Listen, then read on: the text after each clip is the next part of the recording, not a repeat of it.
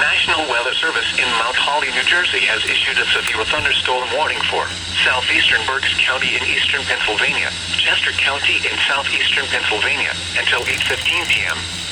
At 7:36 p.m., severe thunderstorms were located along a line extending from near Sinking Spring to near Glen Roy, moving northeast at 30 miles per hour. Hazard, 60 miles per hour wind gusts and quarter-size hail. Source, radar indicated. Impact, minor damage to vehicles is possible. Wind damage to roofs, siding, trees, and power lines is possible.